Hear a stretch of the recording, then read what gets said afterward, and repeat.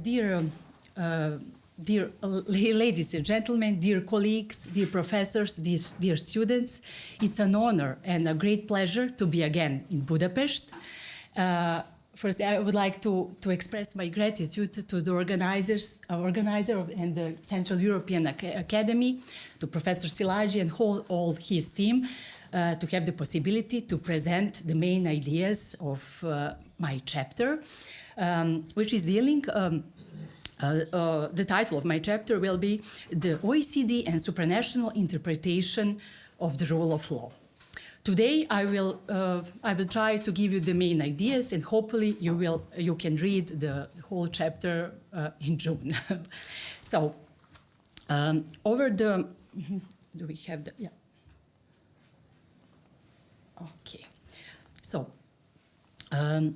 over the course of the past 6.5 decades, the historic and traditional vocation of the OECD has been the promotion of policies ensuring economic growth in democratic societies with free market economies. The necessity that a free market economy be set within a democratic society is firmly supported by theory, but may not always be clear in practical terms, and the nexus between the two may not always be obvious. However, it is clear that a democratic society may only be one that is free of corruption and one that enjoys good public governance. The importance of these qualities for economic growth is obvious in practical terms as well.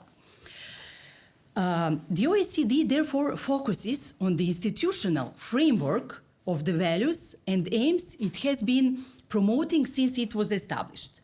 With that in mind, it is perfectly understandable why the OECD was bound by its core mission to become the standard-setting forum for the areas of the fight against corruption, public sector integrity, and good governance.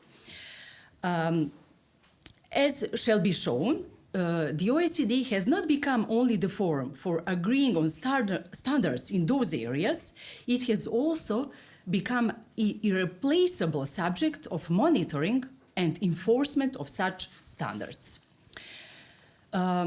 As may be seen on the diagram, the OECD has been fulfilling these roles predominantly by virtue of political and soft law instruments. The adequacy of the kind of instruments is caused by the consensus-building capacity and the resulting authority of the OECD and its relevant bodies.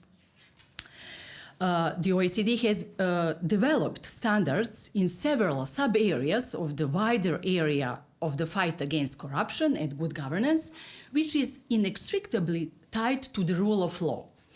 The first such sub-area is the fight against transnational bribery. The OECD has coordinated the adoption of the so-called Anti-Bribery Convention, which has remained the only international instrument aimed at suppressing the subside of bribery in the international business transactions. Since its adoption, this organization has proceeded to enact a series of recommendations for implementation of that convention. The mechanism for monitoring the implementation of the Anti-Bribery Convention is widely recognized as the gold standard for such monitoring in international law. It's based on peer review and public availability of its outputs. The second facet of the OECD anti-corruption and good governance role is the promotion and monitoring of public integrity, and it serves to shift the focus from ad hoc integrity policies to a comprehensive approach, with an emphasis on cultivating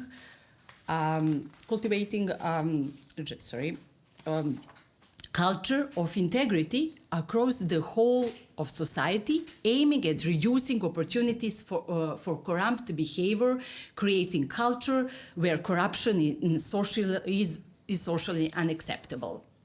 And thirdly, this organization fosters certain concrete activities aimed at corruption prevention in public governance, namely prevention of conflicts of interest in the public sector, promotion of standards of integration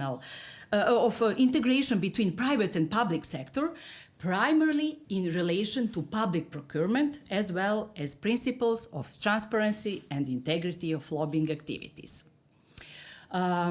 Public availability of relevant results of its peer-based monitoring activities is a feature relatively specific to the OECD. It issues periodically several publications wherein it publicizes country-specific assessments on public governance, on rule of law, and on trust in public institutions.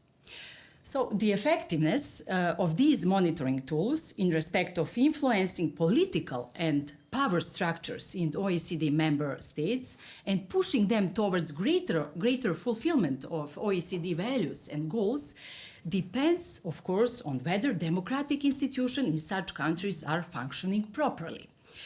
And apart from this limitation, OECD monitoring tools not only are based on the authority of the organization, enjoys among citizens of the free world, but also serve to enhance such authority.